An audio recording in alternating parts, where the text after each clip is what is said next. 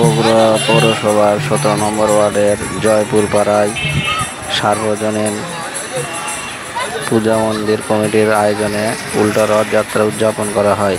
এতে অংশগ্রহণ করে পূজা উদযাপন কমিটির সভাপতি প্রদীপ কুমার, সাধারণ সম্পাদক সজল কুমার নিপু সহ 3 শতাধিক ভক্তবৃন্দ।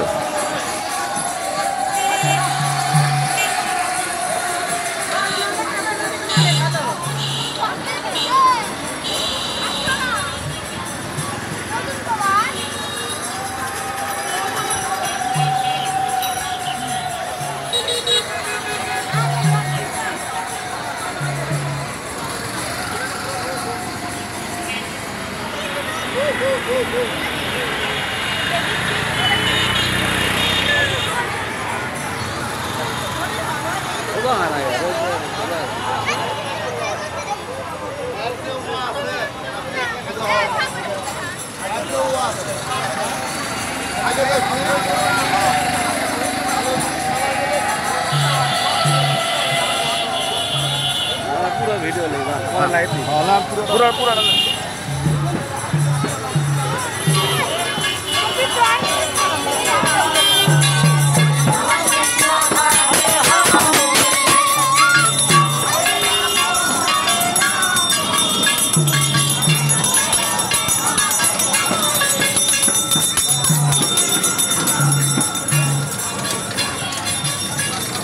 ভক্তের কাছ থেকে শুনবো কেন আজকে রথ রথ তো কয়েকদিন আগে হয়ে গেল।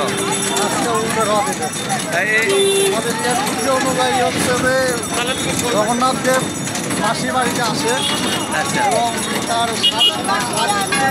7 দিন মাসির বাড়ি অবস্থিত। এখানে থাকার পরে এখান থেকে এসেছিল মানে ওনার নিজের যেখানে পূজিত উনি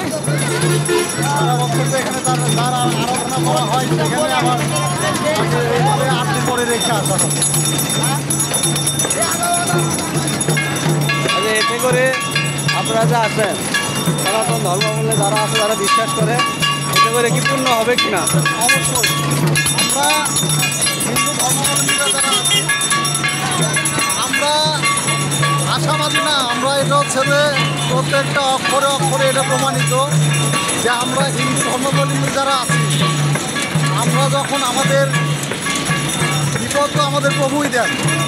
প্রভু যখন বিপদ দেন আমরা কিন্তু এই বিপদের দায়ভার কিন্তু প্রভুর উপরে ছেড়ে দিই যে হে প্রভু আমরা বিপদে পড়েছি, এই বিপদ থেকে আপনি উদ্ধার করুন।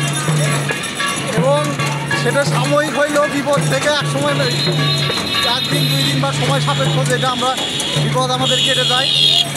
তাহলে আমাদের বিশ্বাস কেন না হবে না যে আমরা আমাদের হচ্ছে যে প্রভু বিরাজমান আছে।